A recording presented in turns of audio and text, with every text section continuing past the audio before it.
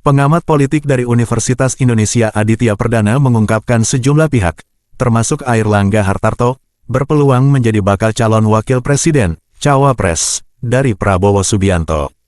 Menurutnya, sejumlah nama masih bisa dipertimbangkan mendampingi Ketua Umum Partai Gerindra Prabowo di Pilpres 2024, setelah Golkar dan PAN mendeklarasikan dukungan. Menurutnya, Golkar dan PAN yang menjadi partai pengusung teranyar juga memiliki kandidat yang bisa diusulkan ke Prabowo.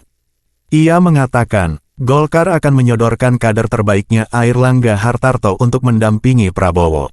Sementara, PAN diprediksi tetap mengusulkan Erick Thohir. Selain dua nama itu, masih ada PKB dengan Muhaimin Iskandar. Jadi, potensi cawapres di sisi koalisi Prabowo adalah Gus Imin, Airlangga Hartarto, Erick Thohir.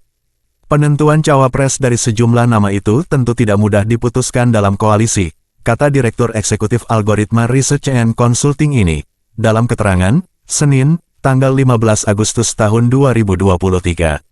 Diketahui, Golkar dan PAN menambah 3 parpol yang sebelumnya sudah menyerahkan dukungan kepada Prabowo untuk maju di Pilpres 2024. Hingga saat ini, 5 partai telah menyatakan dukungan kepada bakal capres Prabowo Subianto, yakni Gerindra, PKB, PBB, Golkar, dan PAN.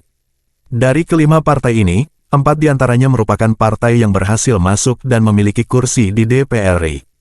Berdasarkan hasil pemilihan legislatif 2019, dari keempat partai pengusung Prabowo Subianto, Golkar menjadi pemilik kursi terbanyak di DPR RI.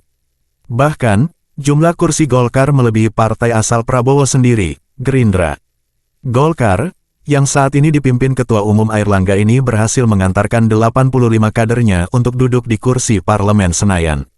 Di urutan kedua, ada Gerindra yang berhasil merebut 78 kursi di Pileg 2019.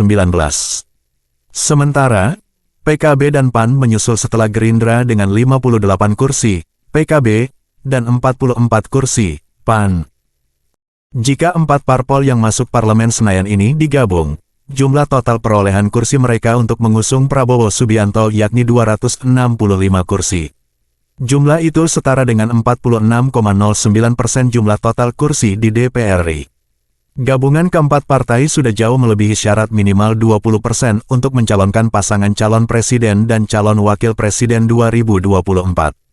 Ketua Umum DPP Partai Gerindra Airlangga Hartarto menegaskan, alasan utama partai berlambang pohon beringin mendukung pencalonan Ketua Umum Partai Gerindra Prabowo Subianto yakni Menteri Pertahanan itu lahir dari rahim Partai Golkar.